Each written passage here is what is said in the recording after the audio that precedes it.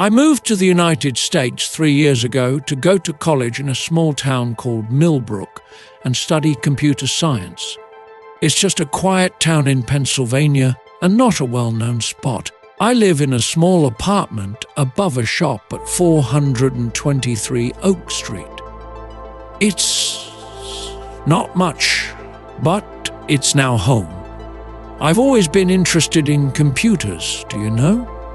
We didn't have much in my country, but I used an old laptop to learn how to code. I was shocked at how fast the internet was when I got here. That's when I began to look around more. My friend Sarah told me about the deep web for the first time. We were at The Grind, a coffee shop on campus at 101 University Avenue. It is very clear in my mind because it rained that day and the windows were foggy. "Alexi, you ever heard of the deep web?" Sarah asked, her eyes shining with delight. I turned my head away. "No, what's that?" It looked like she was hiding something as she leaned in close. "It's like the internet's secret area, where all the crazy things take place." I laughed. "What do you mean by crazy? Cats flipping around?" Sarah laughed. "No, jerk. There are things the government doesn't want you to see. It's a secret, right?" That caught my eye. That kind of thing has always interested me. I asked, "How do you get there?" Sarah said, "It's not easy. You need certain software. You can ask me to show you, though." I need to have said no. I should have laughed it off and moved on. I didn't, though. I said, "Okay, show me." Sarah came over to my place that night. She brought a USB drive and her laptop. "This is the key to the deep web," she said, holding up the USB. Setting up everything took hours. In her talk, Sarah talked about VPNs, privacy, and something called Tor. It was all new to me and fun. It felt like we were in a different world when we finally got in touch. The websites looked old, like they were made in the early days of the internet. But what it said, it was weird. Forums talked about things I had never heard of, and markets sold things that couldn't be legal. "This is crazy," I said to myself, as I looked through a website that said it sold government secrets. Sarah smiled. "I told you, but we're only beginning to look into it." We looked around for hours, going from one place to another. A lot of it was dull or looked fake. Then we found a chat room called The Void. I got a chill from the name, but I clicked anyway. There were only a few people in the room, and their names were strange, like Shadow Walker and Abyss 99. There was a sign that said, "Welcome newcomers, have a good time in the Void." I looked at Sarah. "Should we say something?" She gave a shrug. "Why not? We're not being tracked, right?" I typed, "Hello, this is our first time here." There was silence for a long time. Then a lot of answers came in. "Fresh meat. Turn back while you can. Do you want to see?" Sarah laughed in a nervous way. "They're just trying to scare you." But I wasn't sure. This didn't seem right in some way. It was about time for us to leave when a private message came up. It came from a person named Shadowmaster. "I can show you things you've never thought of," the message said. "Things that will always change you. Are you brave enough?" My finger was on the keyboard, but I wasn't sure what to do. I wanted to close the PC and forget about everything for a while, but there was a bigger part that was interested and wanted to know more. "What kind of things?" I wrote back. "The truth about the world," was the answer right away. "Things that are hidden from plain sight, but watch out, once you see, you can't take it back." I took a quick look at Sarah. The light from the laptop made her face look pale as she stared at the screen. She said in a low voice, "Alexi, I think we should stop." I tried, but I failed. The need to know was too strong. I wrote, "Show me." In the chat, a link showed up. A bunch of letters and numbers thrown together at random. Before I could change my mind, I clicked it. After a slow load, The page showed a movie player. It was a dark and fuzzy picture. It looked like a room or maybe a basement. Someone was sitting in the chair in the middle. They didn't move. "What is this?" Sarah asked with a shaky voice. I shook my head and couldn't say anything. Even though the movie was silent, it seemed worse that way. Even though it only felt like minutes, we watched for a long time. There was no action. The person in the chair didn't move. Then something happened right before I shut the window. Along the edge of the frame, a shadow moved. There was something in the room with the person sitting down. The video stopped at that point, and words came on instead. "This is just the start. Would you like to see more? Do you want to know? If so, come see me at midnight tomorrow. That's 1313 Mockingbird Lane. Come by yourself." My hands were shaking as I shut down the laptop. Sarah looked at me with scared eyes. "Alexei, what have we gotten into?" I didn't know what to say. I only knew I was very scared, the scariest I had ever been. But there was something else going on beneath the fear, a desire to learn more, to understand. I knew what I was going to do before Sarah left my room that night. I will be at 1313 Mockingbird Lane at midnight tomorrow, by yourself. That night I didn't sleep. When I closed my eyes, I saw that dark room and that person sitting still in the chair. What had I seen just now? What did it mean? What would happen tomorrow night is more important. My mind was foggy all day. There wasn't much time for class, and I kept looking at my phone, half hoping to see a word from Shadowmaster. There was nothing, though. A few times, Sarah texted me to see if I was okay. I told lies and said I was okay. I didn't tell her about the get-together. I was sure she would try to stop me, or even worse, make me go. I became more and more scared as night fell. I walked around my small room and looked at the time every few minutes. By 11:30, I could no longer wait. I left after putting on a dark jacket. 1313 the Mockingbird Lane wasn't too far away. It would only take 20 minutes to walk there. The streets were empty, and it was a cool night. I jumped at every shade. I thought someone was watching me, so I kept looking over my shoulder. I went more slowly when I reached Mockingbird Lane. These homes were very old, and most of them were falling apart. The house with the number 1313 was at the end of the street, off to the side. The paint was peeling off the big Victorian house, and the windows were dark. I looked at my phone. 11:58. It was so loud that I could hear my heart beating. I had a strong desire to run away and forget everything. I tried, but I failed. I had to know. Right at midnight, I went to the front door. I knocked because there was no buzzer. It was too loud for the night to be quiet. There was silence for a long time. Then I heard someone walk inside, heavy steps that moved slowly. The door opened with a squeak. There was a man. He was tall and skinny, and his skin and eyes were dark. He had a normal look. I don't know what I looked forward to, but this wasn't it. He said, "Alexei," in a soft voice. "Thank you for coming. Please come in." I was unsure.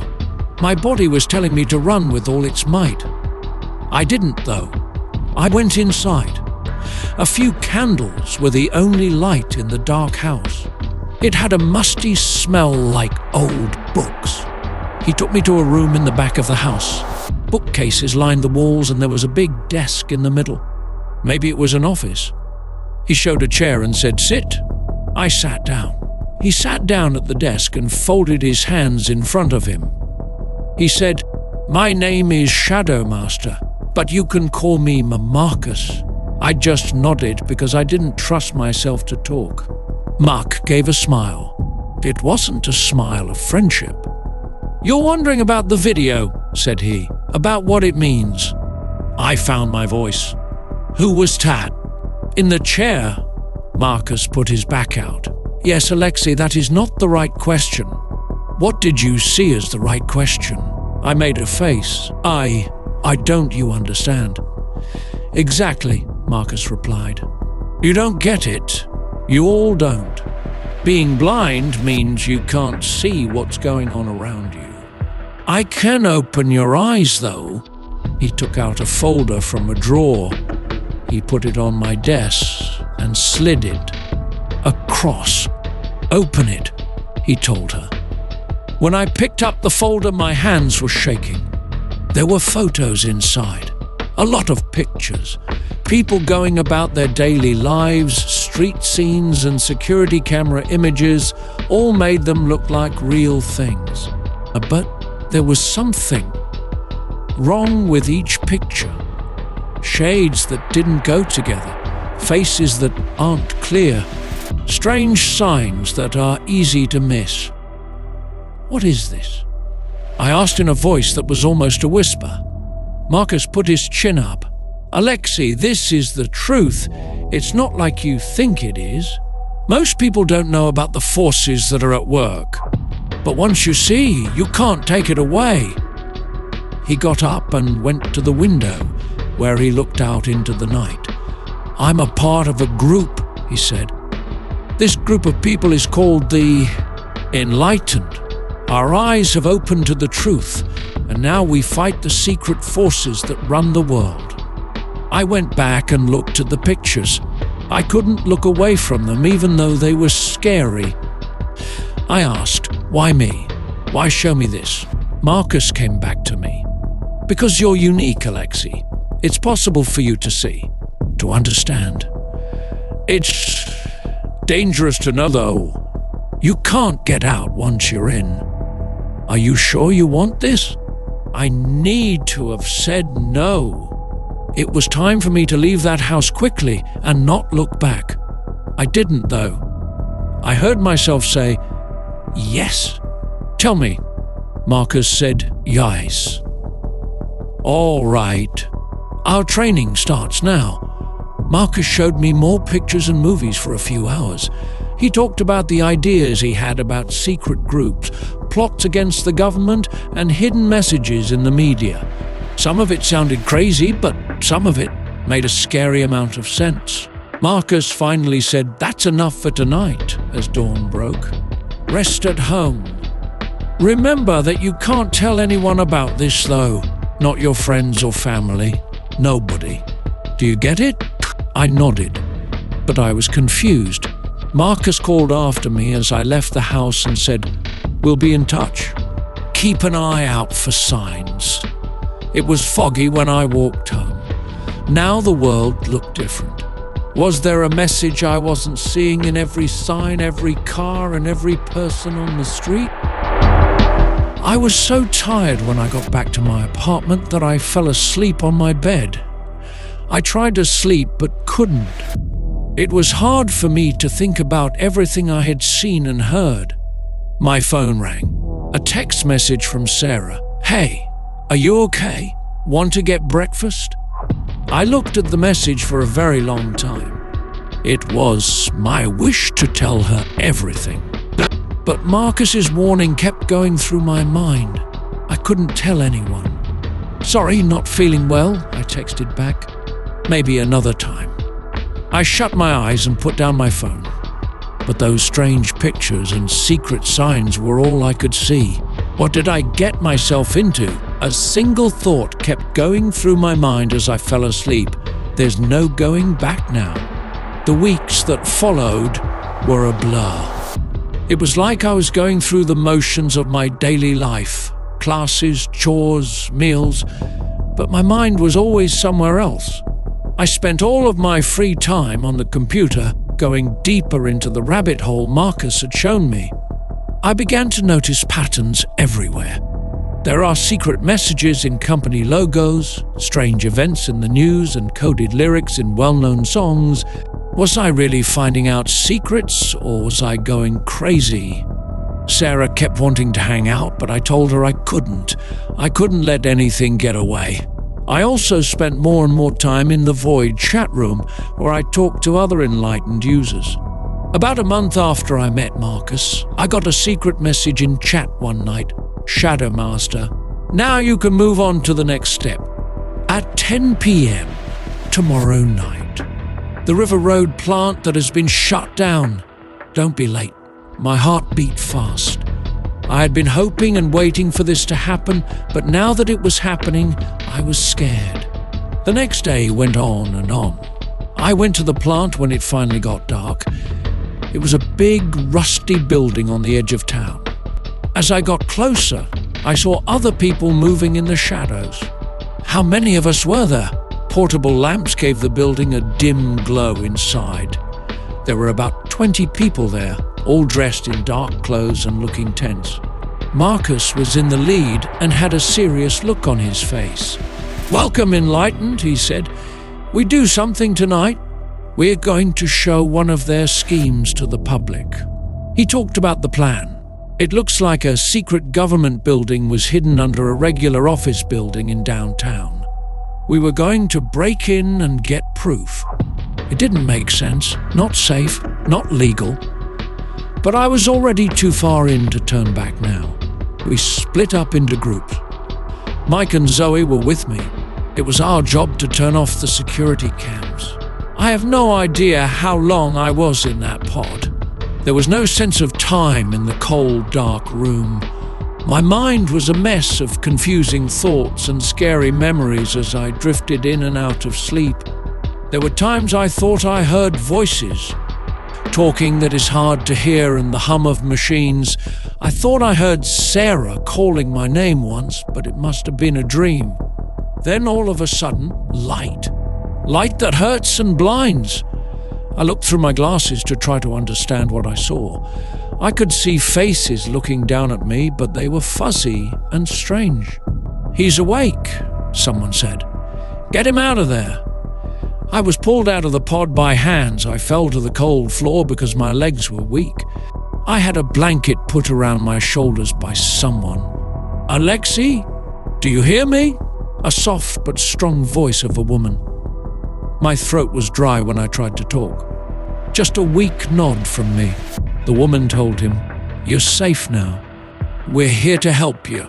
When my eyes cleared, I saw that I wasn't in the room with the pods, but in a big room. There were other people here. Some were lying on cots and others were huddled together. They all looked just as lost and scared as I did. The woman who talked to me said her name was Dr. Emily Chen. She told me that I had been saved from a dangerous cult-run prison deep underground. "How?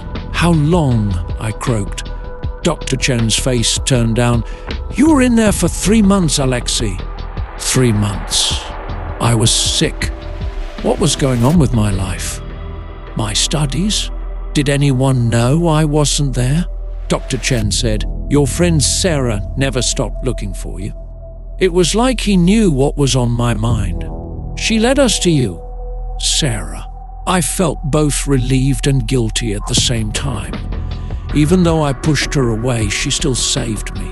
As I got stronger over the next few days, I learned more about what had happened. There had been a cult called the Enlightened for years that was similar to the group I was following.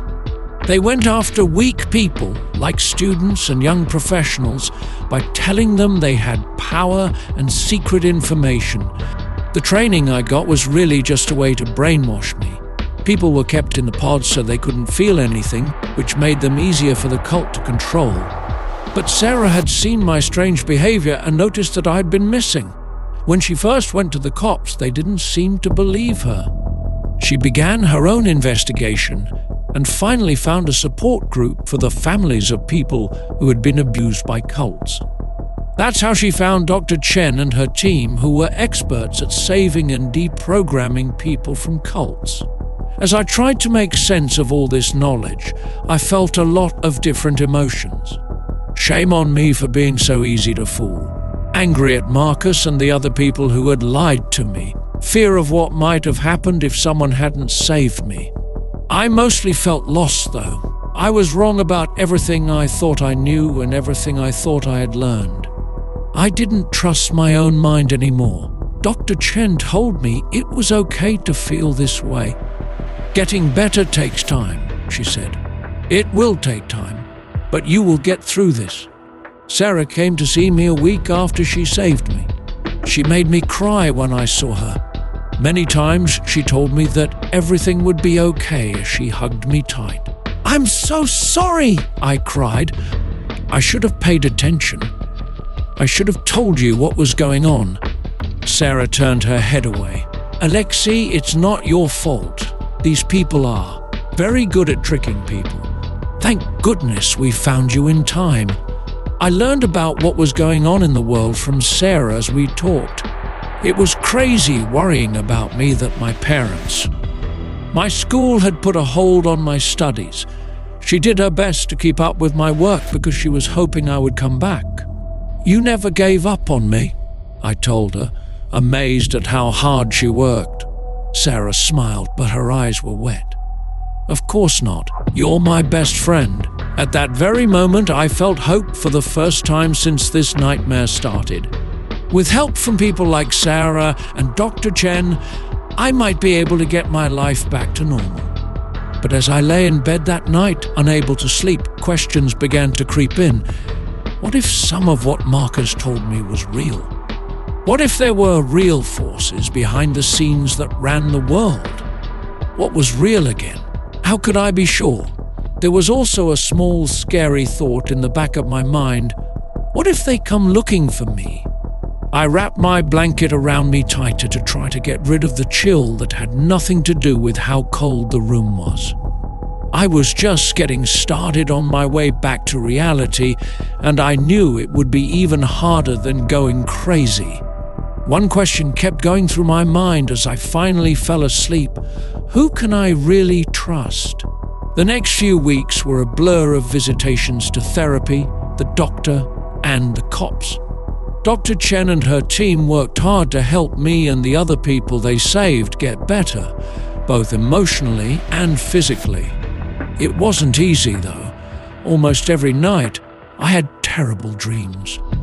In my dreams, I was back in the pod, which was very dark. I would sometimes hear Marcus's voice whispering bad things. When I woke up, I was cold. My heart was racing, and I had no idea what was real and what wasn't.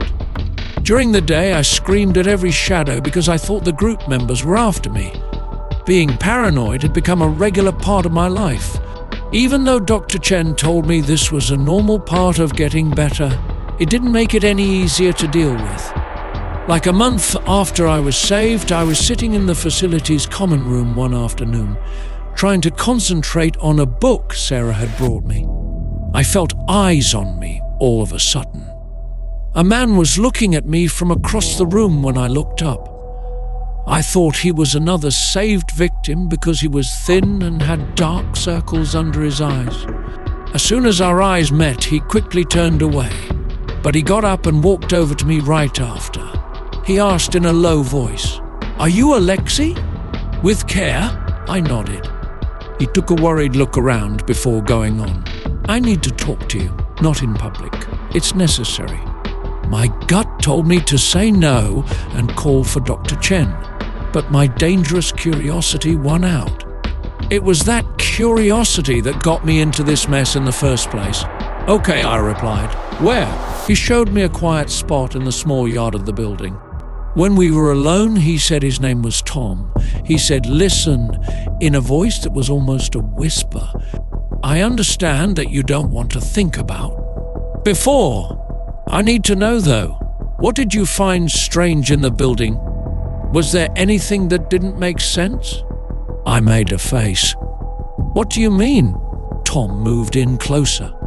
"I was somewhere else in the building. There were rooms that looked like labs. I saw some things. Things that a cult alone couldn't explain." My heart began to beat fast. "What kind of things?"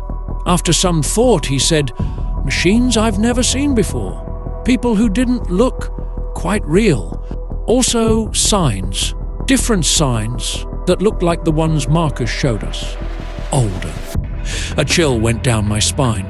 Part of me wanted to brush off Tom's words as the thoughts of someone who had been through a lot. Some parts of me, the parts that still didn't believe everything, thought that maybe what he was saying was true.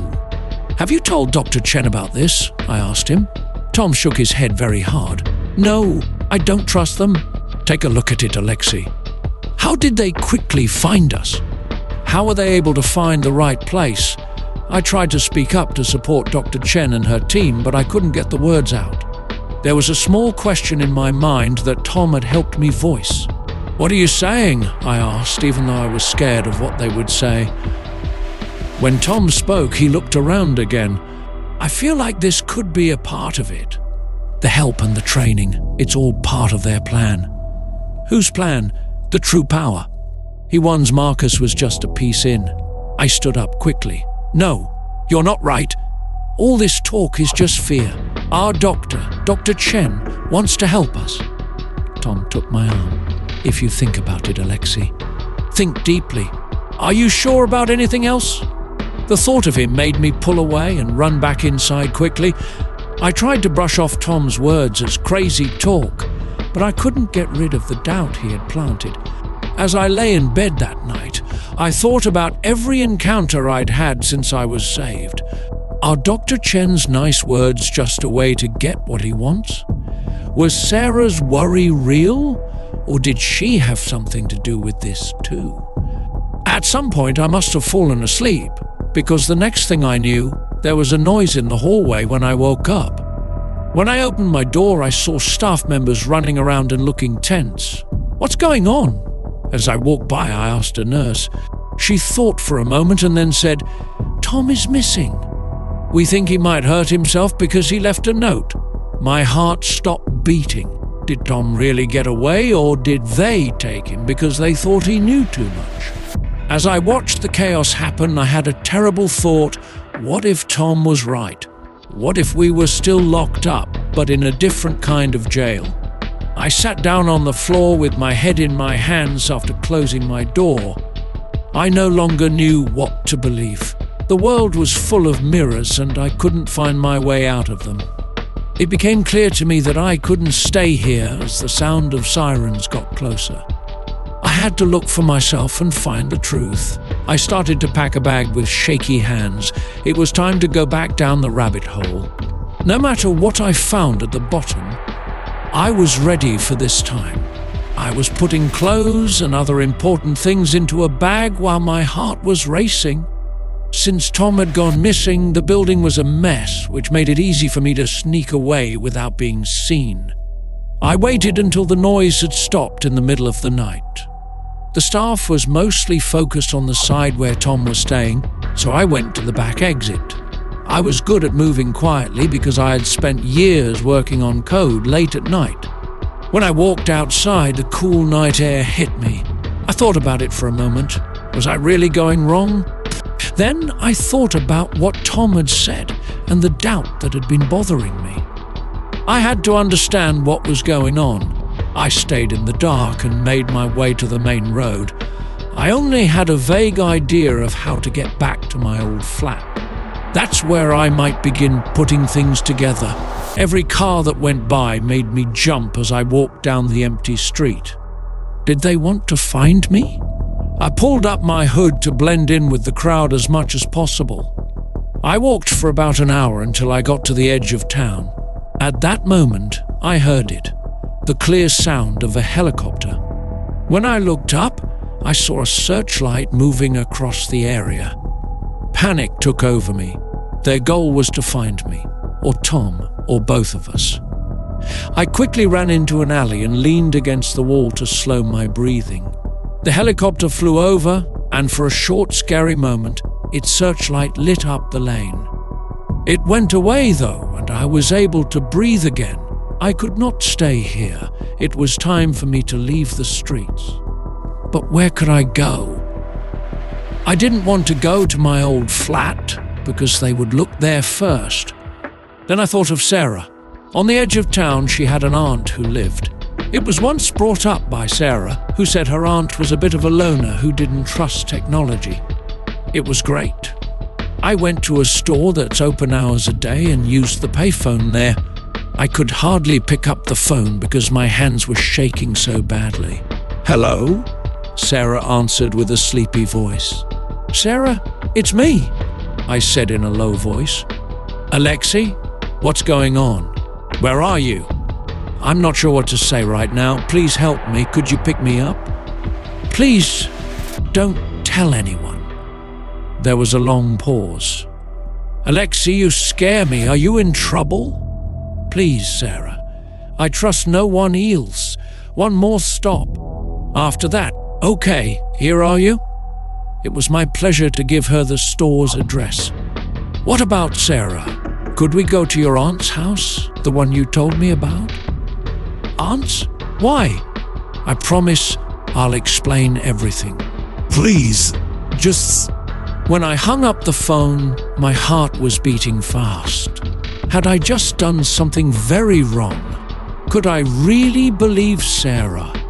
In 40 minutes, Sarah's old Honda showed up in the parking lot. I thought about it for a second before I went in. Sarah looked at me with worry and fear in her eyes. Alexei, what's going on? I took a big breath. To be honest, Sarah, I no longer trust anyone. I believe that we may still be in danger. On the way to her aunt's house, I told her everything about Tom, my doubts, and the chopper. Sarah listened in silence while her hands were white from driving. She finally spoke. Alexei, this comes across as crazy. Are you sure you're not just scared because of what happened? I turned my head away. I'm not sure.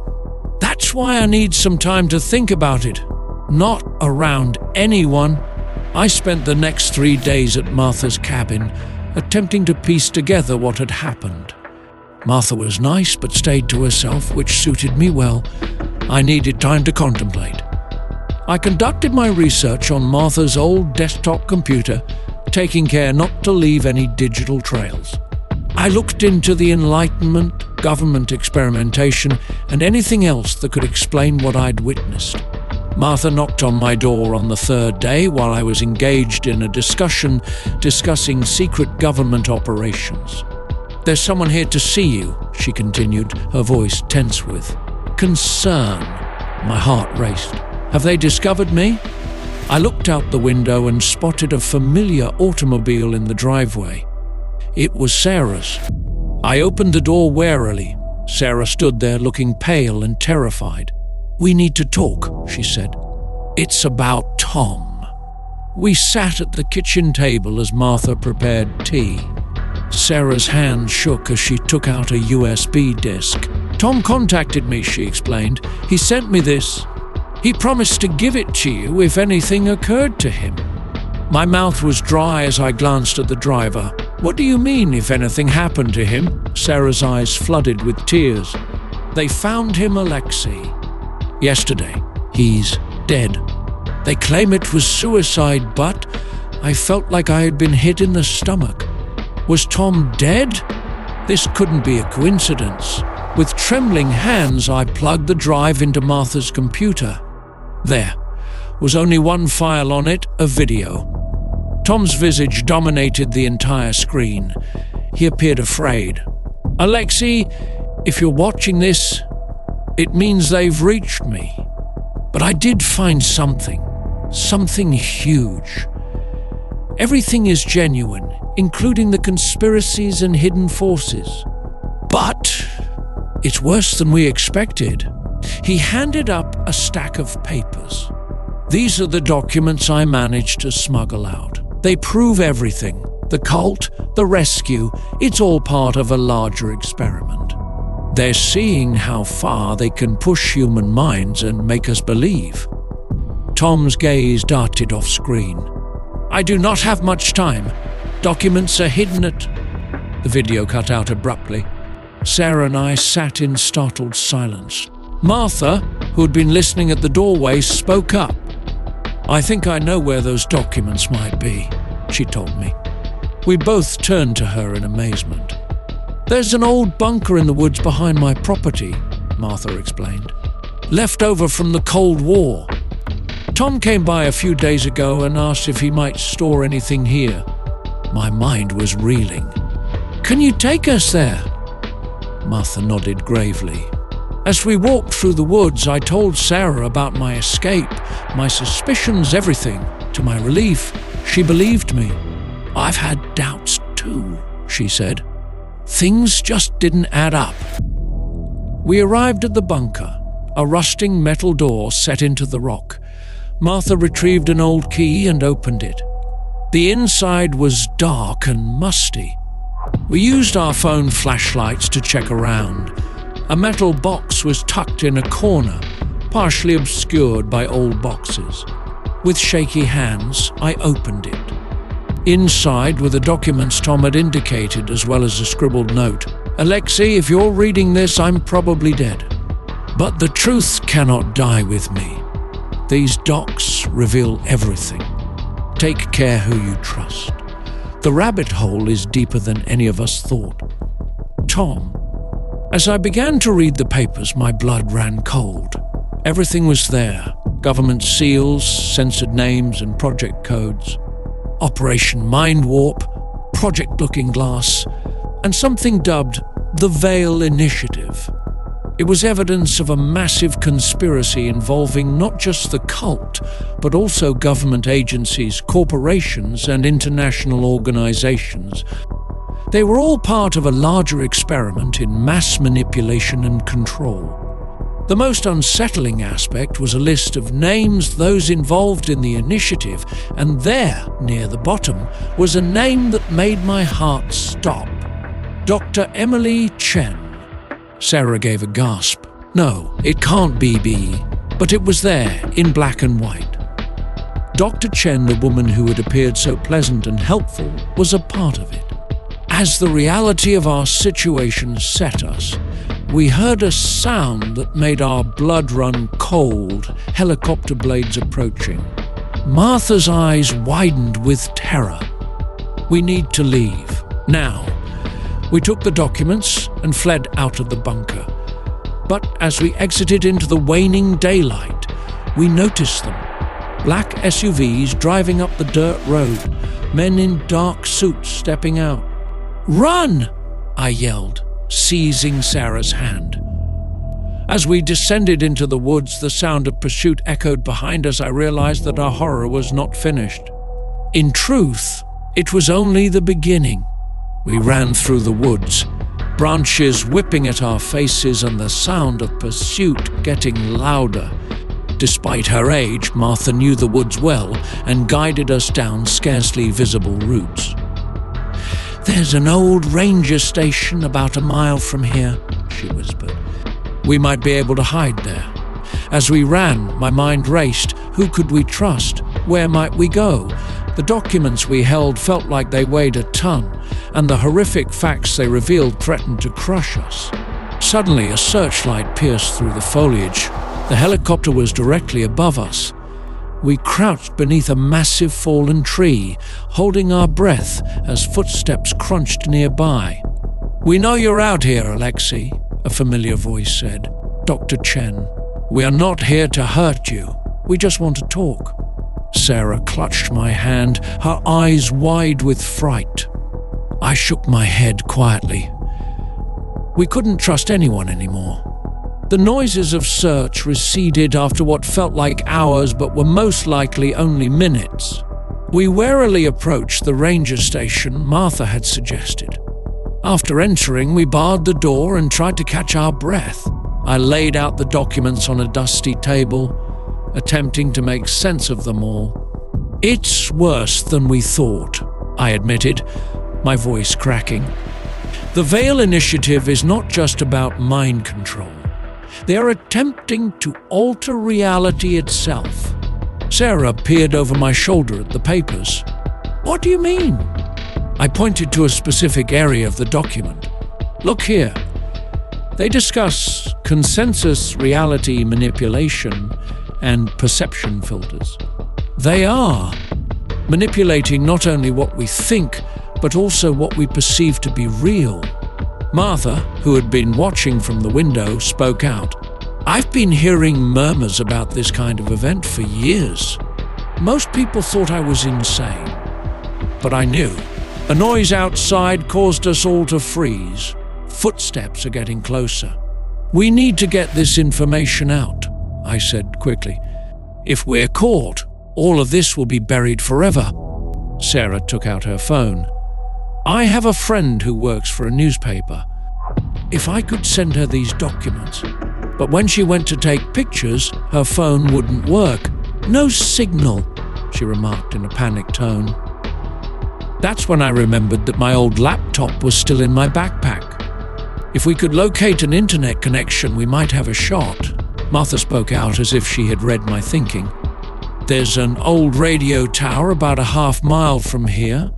We might be able to obtain a signal there. It was perilous, but we had no alternative. Taking everything we could, we snuck out the back of the station. The journey to the radio tower was frightening. Every snapping twig caused us to jump, but somehow we made it. As we approached the tower, my laptop detected a faint signal. It wasn't much, but it may be enough. With shaky hands, I began uploading the documents to a secure server that I was familiar with. The progress bar moved very slowly. That's when we heard it, voices approaching closer. They'd discovered us. "Keep going," Sarah said as she and Martha positioned themselves at the door. The upload was at 90% when the door sprang open. Dr. Chen stood there, accompanied by men wearing dark suits. "It's over, Alexei," she murmured, her tone almost sorrowful. "You don't understand what's at stake here." "I understand enough," I replied, focusing on the upload bar. Dr. Chen stepped forward. "The world is not prepared for the truth. We are defending individuals. By lying to them? By manipulating reality?" Sarah challenged. Dr. Chen sighed. "Sometimes a comfortable falsehood is preferable to a painful truth. The human mind is not equipped to deal with the true nature of reality." 100%. The upload is complete. I glanced up at Dr. Chen with terror and rebellion in my eyes. Perhaps not. But everyone deserved the opportunity to attempt. Our phones all buzzed at the same time. The documents had been released. News alerts were already appearing. Dr. Chen's face sank as she examined her phone. She turned to her guys. "Stand down. It is too late." As the reality of the situation set in, I understood this was only the beginning. The world was about to shift in ways we could not have imagined. The following days were filled with pandemonium. Governments disintegrated, corporations crumbled, and people fought to accept their reality. Some lauded Sarah, Martha, and I as heroes, while others reviled us. We went into hiding, watching from a distance as the world we knew changed. One thing is certain, nothing will ever be the same again.